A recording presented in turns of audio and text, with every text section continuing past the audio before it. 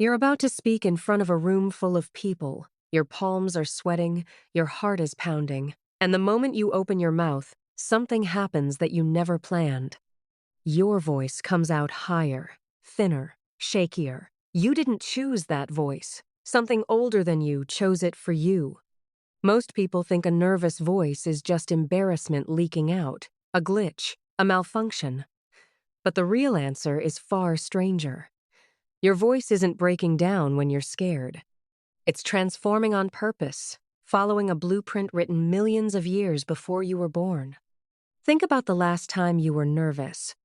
Maybe it was a job interview. Maybe it was calling someone you liked for the first time. Your throat tightened. Your breathing got shallow. And your voice, without any instruction from you, climbed higher up the scale. Why would fear do that? Why would your body hijack the one tool you need most in that moment, the ability to speak clearly? The answer starts inside your neck, in a set of muscles you've never consciously touched. Around your larynx, tiny muscles control the tension of your vocal cords. When you're calm, those muscles stay loose. Your cords vibrate slowly. That's what gives you a deep, relaxed tone. But the instant your brain detects a threat, real or imagined, those same muscles clench. Tighter cords vibrate faster. Faster vibration means higher pitch. This isn't random, it's mechanical. Your fear is literally squeezing your voice box. Charles Darwin noticed this over a century ago. In his 1872 book on emotional expression, he described how animals and humans both shift their vocal tone under threat, and he argued it wasn't learned behavior, it was inherited. A signal passed down through generations because it once helped something survive. But survive what, exactly? Here's where it gets stranger. Psychologist Klaus Scherer spent decades studying what he called vocal affect, the way emotion physically reshapes speech. His research found something remarkable. Listeners across different countries and languages could correctly guess whether a speaker was afraid, angry, or sad just from pitch and speed alone. Even without understanding the words, fear had a sound. And that sound was consistent across cultures that had never met each other.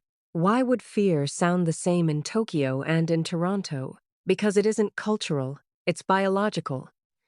It comes from a part of your nervous system that existed long before language did. This is where researcher Stephen Porges enters the story. Porges developed what's known as polyvagal theory, a framework describing how your vagus nerve, a long nerve running from your brainstem down through your chest, controls both your heart rate and the muscles around your voice box and middle ear.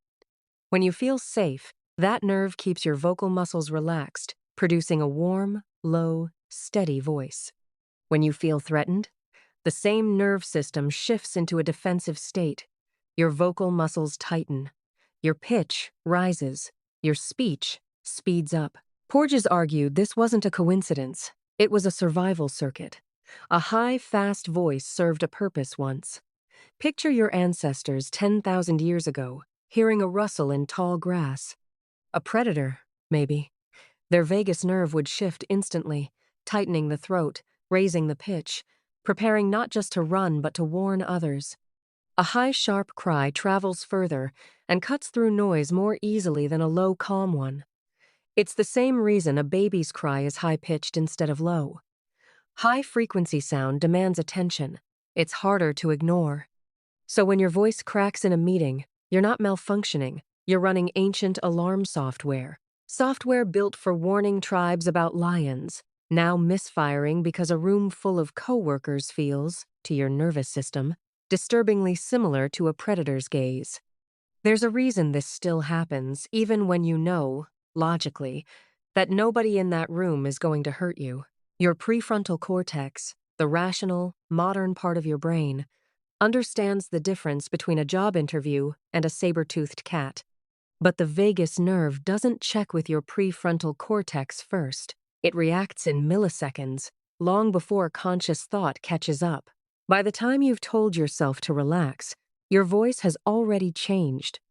And here's the twist most people never consider. This vocal shift isn't just about you broadcasting fear outward, it's also a feedback loop. Researchers have found that hearing your own voice shift into a higher, tighter register can itself increase your stress response. Your nervous system hears the alarm it just sent out and reacts to its own signal. Fear creates a nervous voice. A nervous voice deepens the fear. It's a loop with no obvious exit unless you understand what's actually happening inside it. This explains something else, too. Why actors and public speakers are trained to control their breath before controlling their words. Slow, deep breathing directly stimulates the vagus nerve in the opposite direction, telling your nervous system that the environment is safe.